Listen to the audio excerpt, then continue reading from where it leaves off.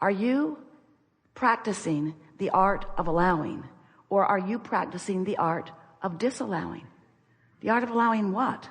The art of allowing alignment, the art of allowing joy, the art of allowing yourself to be tuned in, tapped in, turned on, the art of allowing yourself to be in sync with who you really are, the art of allowing yourself to be the true extension of the source energy that you are and that you were born to be. You're so much more than these physical bodies, these beautiful clumps on chairs. That's not all that you are. You're not even individual. You think you are, although you're sort of mashed in here together pretty good, but you're not even individual clumps on chairs. You are consciousness streaming into these physical bodies. You are an extension of source energy. And as you are here in this body, exploring the details and coming to your own personal conclusions of what you prefer, you're sifting through what we consider to be optimum variety or contrast that helps you to focus your ideas of who you really are and what you really want into fruition. So as you explore unwanted, it helps you to know wanted, and as you explore wanted, it helps you to know unwanted. In other words, you're synthesizing all of that into your perspective, into your opinion. But the question that we want to put to you in a way that you'll really hear it today is, does your opinion about most things harmonize or resonate with the opinion or the knowledge of the source within you? Another way of saying that is, do your opinions make your heart soar and sing? Or do your opinions make you angry and frustrated?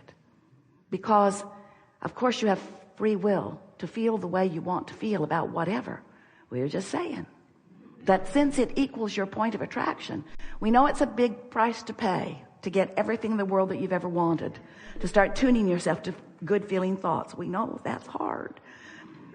And the reason that it is, and we are not being sarcastic, we are being sarcastic. But the reason that we are being that way is because we want you to understand that while you absolutely do have free will to feel the way you choose to feel, that there is something that's going on in your world. It's this powerful law of attraction that manages everything, that amounts to, in a word, momentum. Because law of attraction says that which is likened to itself is drawn. So if you give your attention to something for just a little while, as little as 17 seconds, you cross a mark where more momentum ensues, measurable momentum. Hold that same thought, non-diluted, non-restricted, for another 17 seconds. Another thought like it joins it. And once you cross the 68-second mark, we're not kidding you at all about this, there's enough momentum going in your vibration for you to notice a difference in your point of attraction. So, have you been listening to us for a while? If you have, you've heard a sort of unfolding of a way for you to look at your world, at your life, that is maybe different from what you've been hearing or understanding before. And the reason that we've been presenting it to you as we are is because we wanted to find a way to get your attention to say things that you don't automatically begin to rebuff with the sort of been there, done that attitude. In the early days, as we were talking to Esther about her point of attraction, she argued with us from time to time, but Abraham, it's true. It's true. I'm not making this up. It's true. I'm just repeating this injustice that is true, that somebody should call somebody about to take care of. And we said to Esther on many occasions before we finally convinced her, we are not questioning whether it is true, because there are many things that are true in your world that you do not want to live and that you do not want those who are living it to live. But if we were standing in your physical shoes, the criteria that we would use for what we are giving our attention to and what we are using as our object of attention by which we are practicing our point of attraction, we would be sifting and sorting through this time-space reality, looking for things that we want to add impetus to. And even more important, that we want to bring more and more and more into the realization of our personal life experience.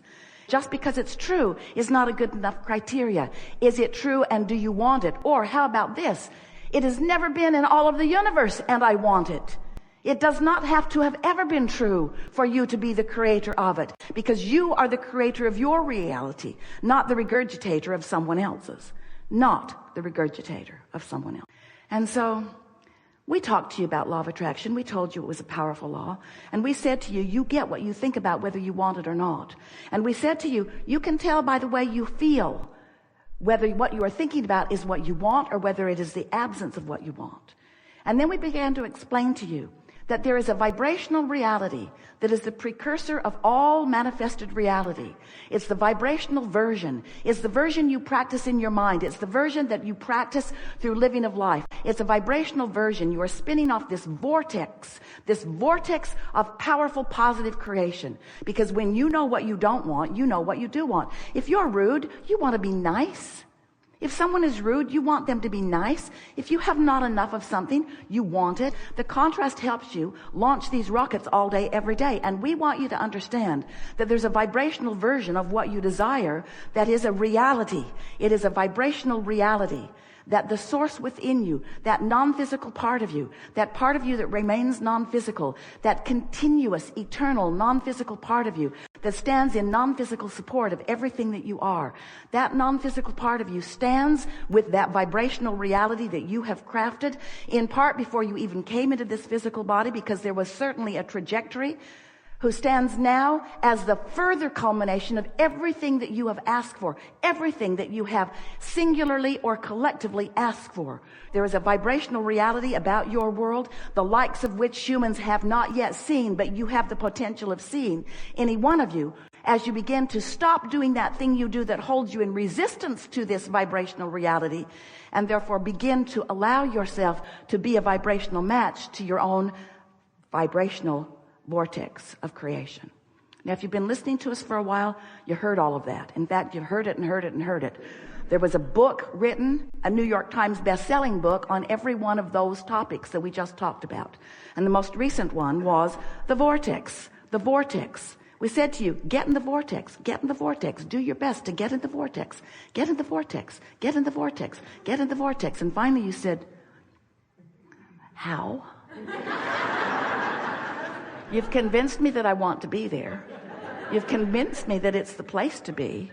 You've convinced me that when I am there, good things happen to me, but I'm not that sure how to get in.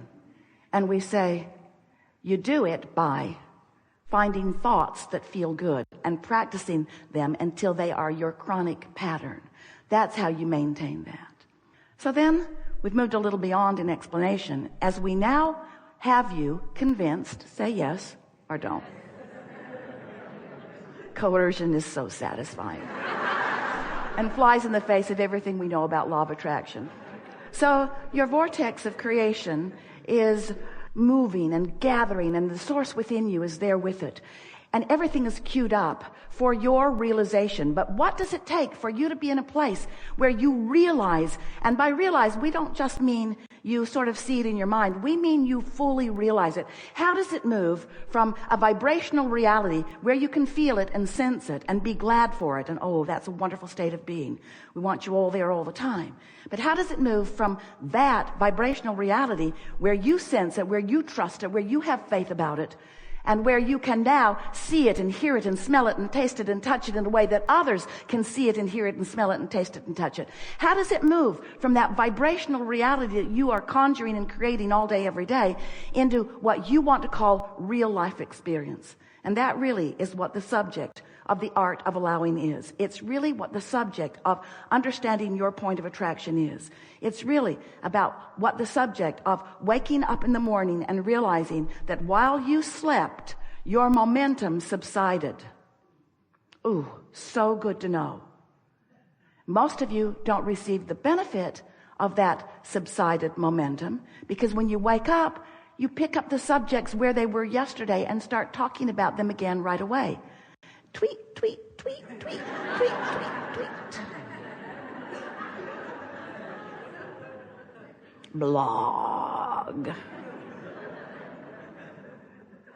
Let's see, who can I call that hates that guy as much as I do? So, sometimes you begin your day much as you ended the last day. But if we were standing in your physical shoes, when we would awaken, we would acknowledge, oh, fresh start. I can push the reset button. I have complete control over my point of attraction right here, right now. And I will look for things that feel good, no matter how far into my past I have to dig.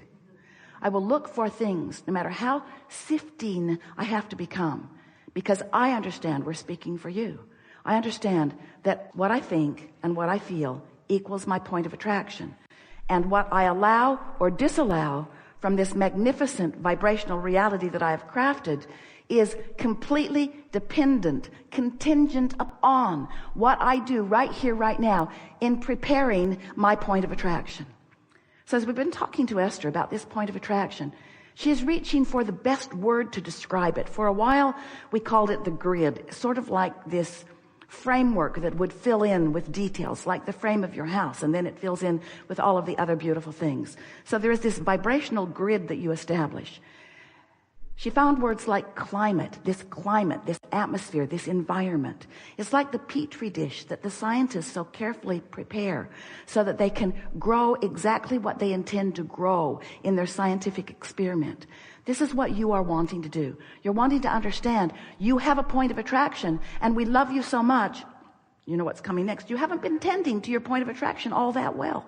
Because instead of setting your own tone, establishing your own vibrational circuitry, instead of deciding how you want to feel and harmonizing with the energy that creates worlds, that makes you all powerful, do you know what it's like when you tune in to the energy that creates worlds? You are more powerful than millions who are not, you see. And so, doing a sales job here. We just don't think that if we were standing in your physical shoes, that we would ever think that it would be a very good idea to respond to other things that other people are doing and use that as our basis for attracting everything that comes to us. We would do it on purpose. We would say, world out there and people of the world, I love you very much and you got a lot going on, but these are the things I choose for me today. I want to appreciate where I go. I want to feel good. I want to bless this planet and all that it is. I want to feel good in my body and appreciation for it. And I'm going to practice myself in to those vibrational frequencies. And then here's the best part. Then you get to be those sitting on the front row of your own manifestations. You get to see the results of the climate that you have deliberately prepared. And another thing that's wonderful is that the first day when you wake up, I'm awake. I'm going to think my thoughts on purpose. You might not make it till breakfast or to teeth brushing. You might not make it far, but if you'll again do it tomorrow and again do it tomorrow and again do it tomorrow, a week or two or three or four in, you will have substantially changed your point of attraction. And the evidence as things flow from your vortex into your realization, first in the form of emotion, and next in the form of clear thought, and next in the form of rendezvousing with this one and this one and this one. Life is supposed to be really, really, really, really fun for you. And unless you are in the driver's seat of your own life, it isn't, you see. So now you know everything we know. We've enjoyed this interaction immensely. We hope you have a really good day. We are eager to talk with you about anything that matters to you. There is nothing that is off limits. You will notice right from the first person who we play with that it is our dominant intent to help you find a vibrational point of attraction that will serve you. So we are not really good sounding boards, not for long, other than maybe just establishing the point of the conversation about what's going wrong.